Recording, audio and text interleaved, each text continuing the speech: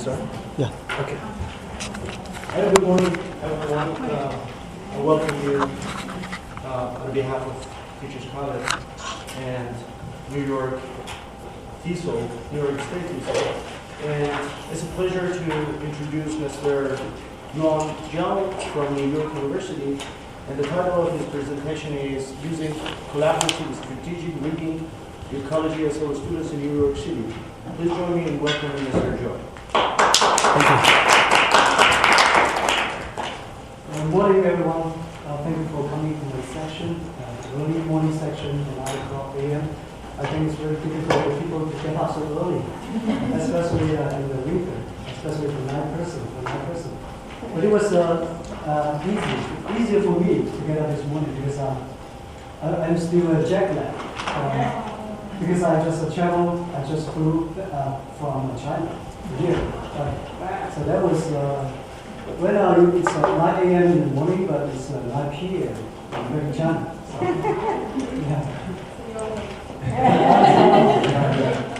So please forgive my mistakes if I make any mistakes, because I might be talking and I might be dreaming.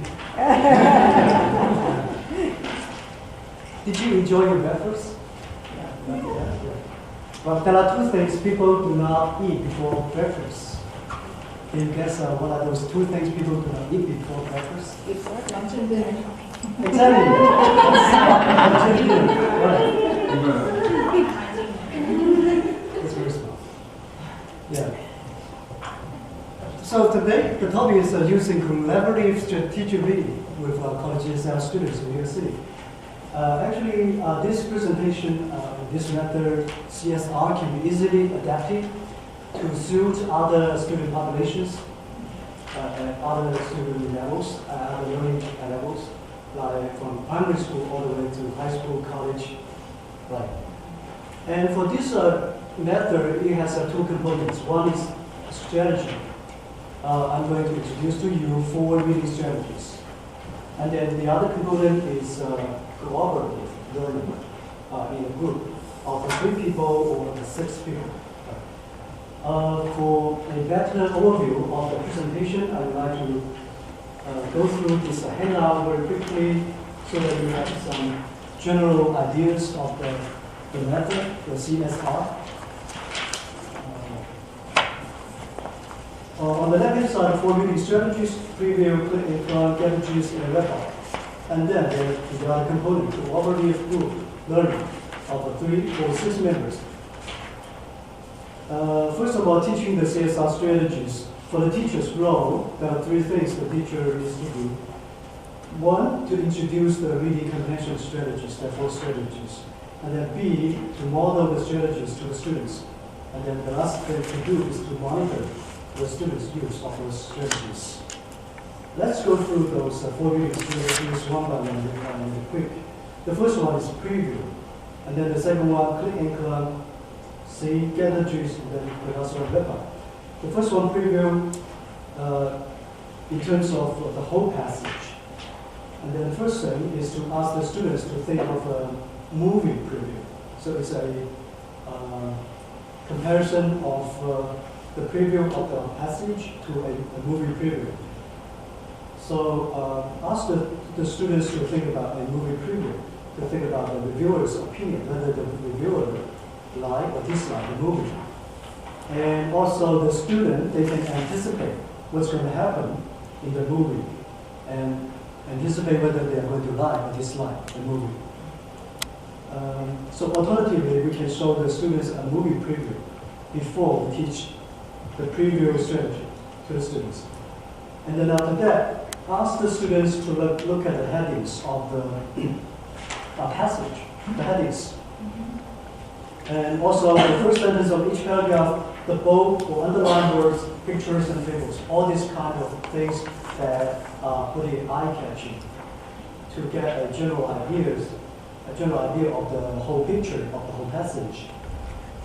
And this is going to provide the students with a top-down overview of the passage. And also ask the students if they have any prior knowledge of the topic, if they can predict the development of the topic. So during the preview process, we kind of like have the students activate their prior knowledge of the topic and how to arouse the students' interest in the topic, and then their anticipation of the development of the topic. And then the second strategy is called click and clump. This is done sentence by sentence. When the students get the ideas, they will click. When they do not get the idea, they will clump. Yeah. So, because this is for kids, but we just borrow this. And if they clump, they also need to identify the difficult words and ideas. Yeah, identify the difficult words and ideas. Well, after that, the students, they need to use some fixed strategies for the class. And those strategies are, there are 4 strategies here. The first one, look at the preface, surface, or loop for hints and meaning. And then the second one, look at the contextual clues in sentences. And then look at signal words, discourse markers like however, therefore, nevertheless. Those are discourse markers to have an understanding of the logic between sentences. Then the last one is filling the gap of the new word with information. This is an example. Dan means no drinking allowed. I'm going to talk about this in the PowerPoint because I'm going to use a concrete example to show how to use all those strategies with a passage. And then the third strategy is called get the gist. That means to identify the main idea of the whole passage. For a narrative, the things to identify are who are the characters, what are they doing, and what happened to whom. So those for a narrative. And then in terms of an argumentative essay or expositive essay, the students need to identify the topic or the focus of an essay. This is one thing. And then the other thing, they need to identify the position, the stance of the author. So the author of an article, they talk about something, and on the other hand, they will take a position on the issue, right? They are either against something or for something, take a stance. And then the last strategy is called wrap up. In this process, in this stage, the students are supposed to formulate questions and answers about the most important information in the passage. Again, for a story, for a narrative, they need to answer the WH questions. The who, what, when, where, why, and how. 5 WH questions. And then for an argumentative essay or expository essay, the students need to identify the key arguments of each paragraph. And in most of the cases, those are the topic sentences of each paragraph. So this is the first part, the strategy part of this teaching method, the strategy part. And then another component is the cooperative learning, group learning part. So it's on the other side of this handout. Cooperative group learning. In groups of 3 and 6. There are 6 rows in each group. 6 rows. A leader, an announcer, a account expert, an encourager, and a reporter, and a timekeeper. 6 rows for 6 people or for 3 people. If so those are groups of 3, then each person gets 2 rows. Yeah. Otherwise, if it's a group of 6, each person gets 1 row. For the leader tells the group what to read and then what strategy to use, step by step. The announcer calls on the group members to read or talk. The account expert reminds the group of the fix-up strategies. Encourager looks for actions to praise. And then the reporter reports to the podcast the outcome of the group learning. And then the last one, the timekeeper, sets the time and keeps the group moving on. So those are the overview of this cooperative group learning. And then there are some additional notes I would like to draw your attention to. The first one is to avoid using dictionary when the students are reading the passage, because we try to really real life reading in those real life situations. People do not use a dictionary very frequently because that's going to interrupt with the reading process. So we need to encourage the students to guess the meaning in context. Yeah, in context, guess the meaning by using those strategies to guess the meaning in context. And then the other thing is, for most of the less proficient learners, they tend to be those bottom-up processing learners. They tend to focus on words. They tend to process the passage word by word, sometimes sentence by sentence, instead of looking at the whole picture, looking at the whole passage.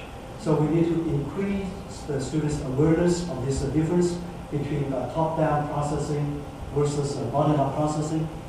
And for those strategies, we incorporate both top-down processing and bottom-up processing for the students.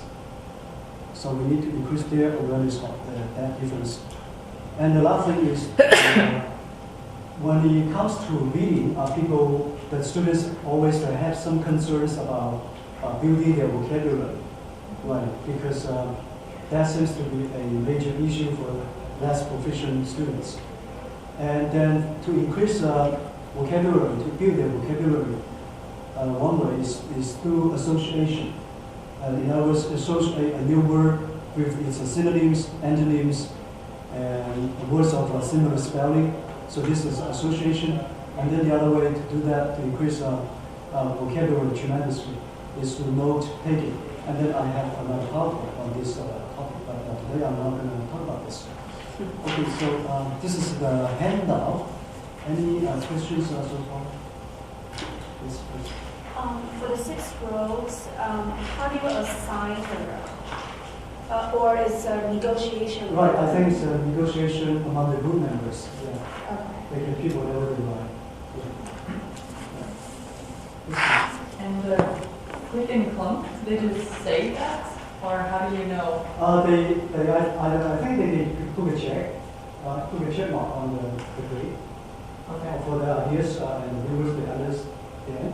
And then they can put an X across for the those things they have indicated. Right. Okay, so it's not speaking, it's just while they're reading. I think both. Right. Yeah. And they share with the group members after that.